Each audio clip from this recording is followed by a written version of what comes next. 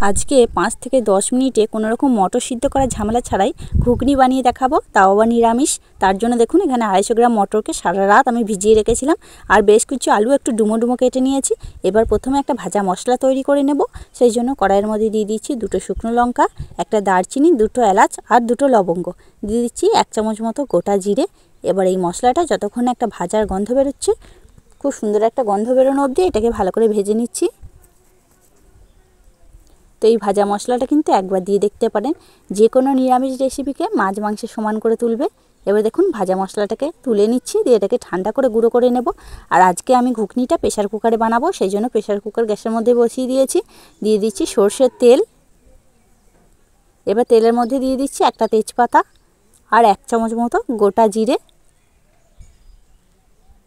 আর আমি যেহেতু ভাজা মশলাটার মধ্যে গরম মশলা দিয়েছি, তাই গরম মশলা আর ফোড়নে দিচ্ছি না, আপনারা চাইলে কিন্তু দিতেও পারেন। এবার ফোড়নটা ভেজে নিয়েছি, যে আলুগুলোকে কেটে ধুয়ে রেখেছিলাম সেই আলুগুলোকে এখানে দিয়ে দিচ্ছি। তো আমি আলুগুলোকে কিন্তু ছোট ছোট কেটে দিইনি, আপনারা চাইলে কিন্তু ছোট ছোট পিস করেও কেটে দিতে পারেন। যেহেতু এটা প্রেসারে অনেকটাই সিটি দিতে হবে, তাই আলুগুলো কিন্তু একদমই গলে যাবে, তখন আর ভালো লাগবে না খেতে। এবার আলুটাকে একটু অল্প আঁচে ভালো করে লাল লাল করে ভেজে নিচ্ছি, এতে কিন্তু খেতে খুবই ভালো হবে। একটু চাপা দিয়ে ভালো করে আলুটাকে লাল লাল করে ভেজে নিচ্ছি। এই দেখুন চাপা দিয়ে আলুটাকে খুব সুন্দর লাল লাল করে ভেজে নিয়েছি। এবার এখানে দিয়ে দিচ্ছি 1 চামচ মতো আদা বাটা আর 2টো মিডিয়াম সাইজের টমেটো একটু ছোট ছোট কুচি করে রেখেছিলাম, দিয়ে দিচ্ছি। এবার দিয়ে দিচ্ছি 4টে চিড়ে রাখা কাঁচা লঙ্কা। তো আমি আজকে কাঁচা লঙ্কার ঝালটা এখানে ব্যবহার করছি, আর যেহেতু ভাজা মশলাটার মধ্যে শুকনো লঙ্কা দেওয়া আছে, তাই আর কিন্তু গুঁড়ো লঙ্কা ব্যবহার করব না। আপনারা চাইলে কিন্তু এখানে গুঁড়ো লঙ্কার ঝালও দিতে পারেন, তবে কাঁচা লঙ্কাটা দিলে ফ্লেভারটা খুব সুন্দর আসে। আর দিয়ে দিচ্ছি 1 চামচ মতো গোটা জিরে বেটে রেখেছিলাম, সেটাও দিয়ে দিলাম। এবার সব কিছু একসাথে একটু নেড়ে চেড়ে নিচ্ছি যতক্ষণ না কাঁচা মশলার গন্ধটা চলে যায়। এবার দিয়ে দিচ্ছি 1/2 চামচ মতো হলুদ গুঁড়ো আর 1/2 চামচ মতো কাশ্মীরি লঙ্কার গুঁড়ো, এটা কালারের জন্য দিচ্ছি। আপনারা চাইলে দিতেও পারেন, আবার না দিলেও হবে। এবার যে বাটিতে মশলা করেছিলাম সেই বাটিতে অল্প সামান্য একটু জল নিয়ে দিয়ে দিচ্ছি। এবার সব কিছু একসাথে একটু ভালোভাবে কষিয়ে নিচ্ছি, যতক্ষণ না মশলা থেকে তেল ছাড়ে ততক্ষণ একটু ভালোভাবে কষিয়ে নেব।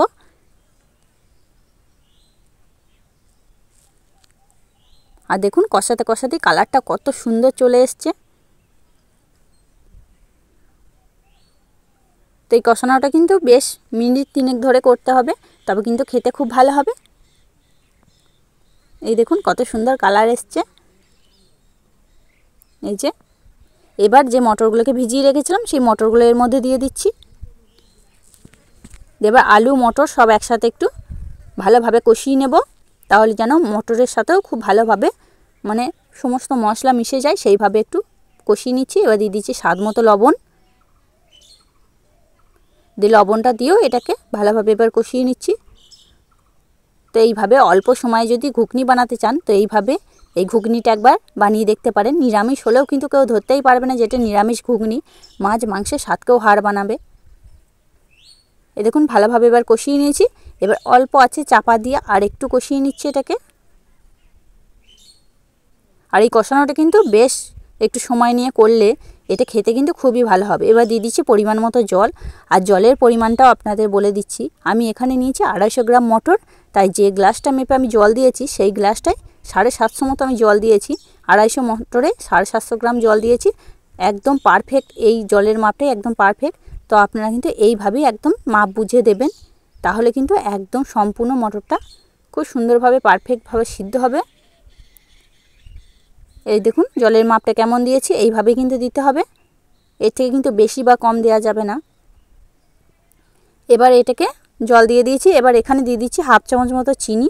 যেহেতু এটা নিরামিষ রেসিপি, একটু চিনি দিলে ভালো লাগবে খেতে। তো আপনাদের যদি পছন্দ হয় দেবেন, না পছন্দ হয় না দিলেও হবে। এবার এটাকে চাপা দিয়ে 5 থেকে 6টা সিটি মেরে নিয়েছি, এই দেখুন মিডিয়াম ফ্লেমে। এবার এটাকে একটু ঠান্ডাও করে নিয়েছি। এবার এটাকে একটু খুলে নিচ্ছি, দিয়ে আপনাদের দেখাচ্ছি। এই দেখুন কত সুন্দর একদম পারফেক্ট হয়ে গেছে। দেখুন কত সুন্দর আলু মটর সব সুন্দর করে সিদ্ধও হয়ে গেছে, আর কালারটা তো একদম দুর্দান্ত এসছে। এই যে কত সুন্দর হয়েছে দেখুন। এবার আলুগুলোকে একটু খুন্তির ডগের সাহায্যে এইভাবে ভেঙে ভেঙে দিচ্ছি, তাহলে কিন্তু মানে গ্রেভিটা খুব সুন্দর হবে। এই যে কত সুন্দর দেখুন, অল্প সময়ের মধ্যে নিরামিষ ঘুগনি তৈরি। এবার এখানে দেখুন একটু কস্তুরি মেথি আমি কড়াইয়ে ভেজে রেখেছিলাম, শুকনো কড়াইয়ে গুঁড়ো করে নিয়ে দিয়ে দিচ্ছি। আর যে ভাজা মশলাটা করে রেখেছিলাম সেখান থেকে 1 চামচ মতো এখানে দিয়ে দিচ্ছি। তো এই ভাজা মশলাটা বন্ধুরা শুধু ঘুগনি না, যে কোনো রেসিপিতে আপনারা দিয়ে দেখবেন, একবার বানিয়ে রেখে একদম দুর্দান্ত হবে। যে কোনো নিরামিষ রেসিপিকে একদম আমিষ করে তুলবে, এতটাই সুন্দর হয় এই মশলাটা। এবার মশলাটা দিয়ে খুব ভালো করে একটু নাড়াচাড়া করে 2 মিনিট চাপা দিয়ে রেখে দিচ্ছি। তারপর গরম গরম পরিবেশন করে দিচ্ছি। এই দেখুন, এইভাবে যদি নিরামিষ দিনে এই ঘুগনিটা পাওয়া যায় তো আপনারা কিন্তু আমিষ ঘুগনি খাওয়া ভুলে যাবেন। আর তাও যদি হয় কোনো রকম মটর সিদ্ধ করা ঝামেলা ছাড়া, মাত্র 5 থেকে 10 মিনিটে। এটা কিন্তু শুধু মুড়ি না, রুটি, লুচি, পরোটা সব কিছু কিন্তু একদম জমে যাবে। তো বন্ধুরা, আপনারা কিন্তু এইভাবে একবার বাড়িতে বানিয়ে দেখতে পারেন। তারপর আমাকে কমেন্টে বলবেন আপনাদের এই ঘুগনির রেসিপিটা কেমন হয়েছিল, আর আজকে আমার ঘুগনির রেসিপিটা আপনাদের কাছে কেমন লাগলো সেটা কিন্তু কমেন্টের মাধ্যমে অবশ্যই জানিয়ে দেবেন। দেখে যদি একটু ভালো লেগে থাকে, আপনি যদি নতুন বন্ধু হয়ে থাকেন, একটা লাইক দিয়ে চ্যানেলটিকে সাবস্ক্রাইব করে আমার সাথেই থাকার অনুরোধ রইল। পুরনো বন্ধুদের অসংখ্য ধন্যবাদ প্রথম থেকে আমার সাথ দেওয়ার জন্য। তাহলে আজকের মতো এখানেই, আবারও ফিরে আসছি অন্য কোনো দিন অন্য একটা রেসিপি নিয়ে। ততক্ষণ আপনারা ভালো থাকবেন, সুস্থ থাকবেন। ধন্যবাদ।